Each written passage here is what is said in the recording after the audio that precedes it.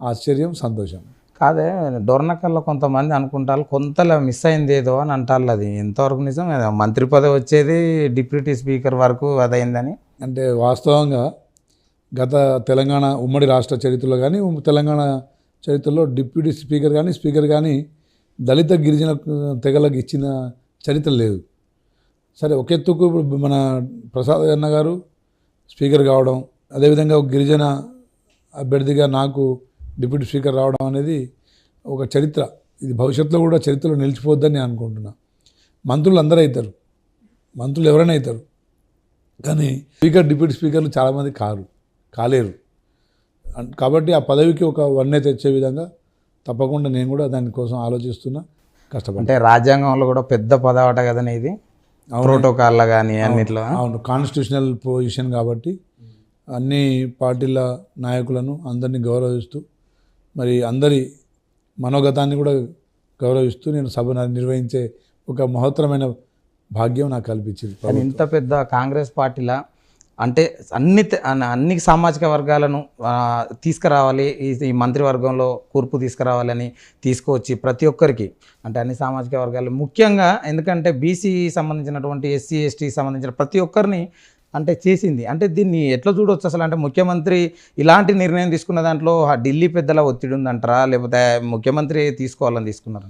మా ముఖ్యమంత్రి పెద్దలు రేవంత్ రెడ్డి గారు ఈ మధ్యలో ఇంటర్వ్యూలో చెప్పిండు, నేను దళితులకు దళిత బిడ్డని, గిరిజనులకు గిరిజన బిడ్డని, బహుజన బిడ్డని. వారు శ్రమించి కష్టపడి అన్ని సామాజిక వర్గాలు కష్టాలు దగ్గర నుంచి చూసిన వ్యక్తి. అదేవిధంగా మా నాయకుడు భావి భారత ప్రధాని మరి రాహుల్ గాంధీ గారు కూడా భారత్ జోడో యాత్ర, ఒక రాజవంశం లాంటి వంశంలో పుట్టిన మరి రాహుల్ గాంధీ గారు 4000 కిలోమీటర్ల పైన పాదయాత్ర చేసిన సంకల్పం, లక్ష్యం ఏందో మా నాయకుడు రేవంత్ రెడ్డి గారికి తెలుసు, మా అధినాయకత్వానికి, మా కేబినెట్ మంత్రులందరికీ తెలుసు. అంటే ఒక మార్పు, సమాజంలో ఒక మార్పు రావాలి, సమానత్వం రావాలి, అన్ని సామాజిక వర్గాలు ముఖ్యంగా అట్టడుగు వర్గాలు పైకి రావాలనే మా రాహుల్ గాంధీ గారి ఆశయాల్ని తోడుగా మా రేవంత్ రెడ్డి గారు ఆలోచన విధానాలు తోడైనాయి. ముఖ్యమంత్రి రేవంత్ రెడ్డికి దగ్గర దోస్తు ఆట బయట అనుకుంటారు, అంటే అందుకే వచ్చింది, లేకపోతే మొదటిసారి గెలుచుడైంది, ఇంత విప్పించిన తర్వాత ఇప్పుడు ఒక్కొక్కరు కాంగ్రెస్లో పోటీ పడతారు, అలుగుతాళ్ళు చూసిల్లు కదా మీరుగా. మాలరెడ్డి రంగారెడ్డి, సుదర్శన్ రెడ్డి, వీళ్ళంతా కూడా ఈ అలగడానికి కారణం ఇంత. అంటే మీకు వాళ్ళందరూ రాజకీయం పక్కన పెడదాం, అంటే మీకు ఇట్లా అంటే సీఎం దోస్త్ అనే వచ్చిందంటారా? నేను కాంగ్రెస్ పార్టీకి దోస్త్. ఎందుకంటే కాంగ్రెస్ పార్టీ ఐడియాలజీ తెలిసి ఉన్నోడు, కాంగ్రెస్ పార్టీ ఐడియాలజీ ప్రకారంగా నిబద్ధతతో పనిచేసేవాడు ఏ నాయకునికైనా దగ్గర అవుతాడు. కేవలం రేవంత్ రెడ్డి గారు ఒక్కరే కాదు, సేమ్ టైం రేవంత్ రెడ్డి గారు కూడా నిబద్ధతతో పనిచేసే నాయకులను గుర్తించే దాంట్లో ఆయన ఫస్ట్ ఉంటాడు. సో ఐలన్న 10 సంవత్సరాలు కష్టకాలాల్లో పార్టీ లేనప్పుడు కష్టపడ్డాడు. అడ్లూరి లక్ష్మణ్ గారు పార్టీ కష్టకాలాల్లో పార్టీతో ఉన్నాడు. రామచంద్ర నాయక్ కూడా కష్టకాలాల్లో కాంగ్రెస్ పార్టీతో ఉండడమే గుర్తింపు. రెండవది కాంగ్రెస్ పార్టీ ఐడియాలజీ అలకలు గిలకలు నడవవు, గీతా సారాంశాన్ని ఫాలో అవుతూ చేయాల్సిన పనిని చేసుకుంటూ పోతే ఏదో రోజు ఏదో విధంగా గుర్తింపు ఉంటుంది అనేది కాంగ్రెస్ పార్టీ సారాంశం కూడా అదే. పని చేసుకుంటూ పోవాలి, కష్టపడుకుంటూ పోవాలి, ప్రజలతో మమేకమై ఉండాలి. ప్రజల్లో మమేకమైన ఏ నాయకుడిని పార్టీ వదులుకోదు. కాబట్టి నేను కాంగ్రెస్ పార్టీ ఐడియాలజీకి నేను దోస్తుని. అదేవిధంగా రేవంత్ రెడ్డి గారు, ఉత్తమ్ కుమార్ రెడ్డి గారు, పొంగులేటి గారు, భట్టి గారు, ఈ నలుగురు నాయకులు కూడా నన్ను ఇష్టపడతారు. ఇప్పుడు 18 నెలలు విప్పుగా చేసిల్లన్న ఎట్లా అనిపించింది? అంటే దానికి సంబంధించి ఇప్పుడు కొత్త పదవి తీసుకునే ముందు పాత పదవికి సంబంధించి అంటే ప్రభుత్వంలో అంటే ఇప్పుడు ఇచ్చిన సంక్షేమ పథకాలు కావచ్చు, మీరు ఇచ్చిన హామీలు కావచ్చు, ప్రజలకు ఎంతవరకు చేరినాయి అనుకుంటారు? వాస్తవంగా ఇంత తక్కువ సమయంలో మేము కూడా ఇచ్చే పరిస్థితి లేదు.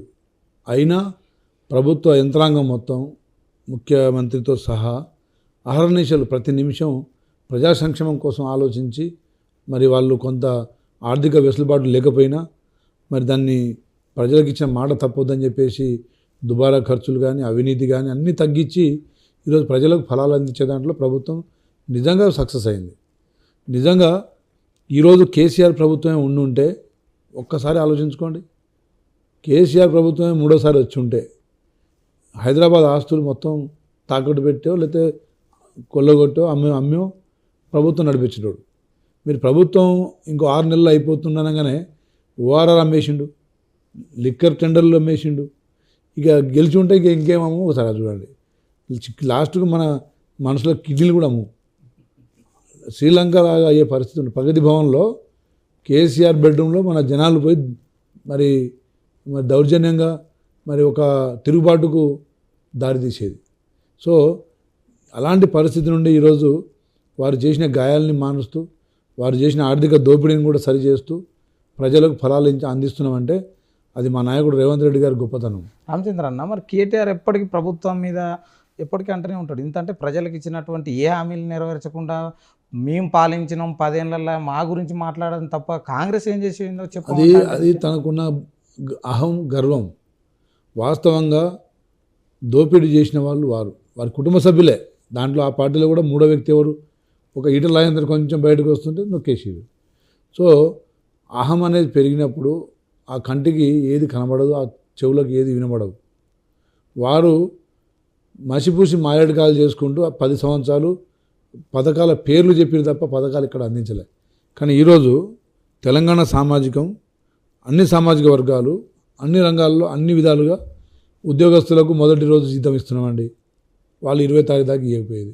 రైతులు పండించిన పంటను కొనుగోలు చేయడానికి ఆ రోజు వాళ్ళు ప్రొక్యూర్ చేసిన ధాన్యం కేవలం 30,000 మెట్రిక్ టన్నులు అయితే మేము ఈరోజు దాదాపు 1,70,000 మెట్రిక్ టన్నులు మరి మేము కొన్నాం. అంటే ఎంత ప్రభుత్వం ఎంత రెస్పాన్సిబిలిటీ ఉంటే కొనుగోలు చేసిన ధాన్యాన్ని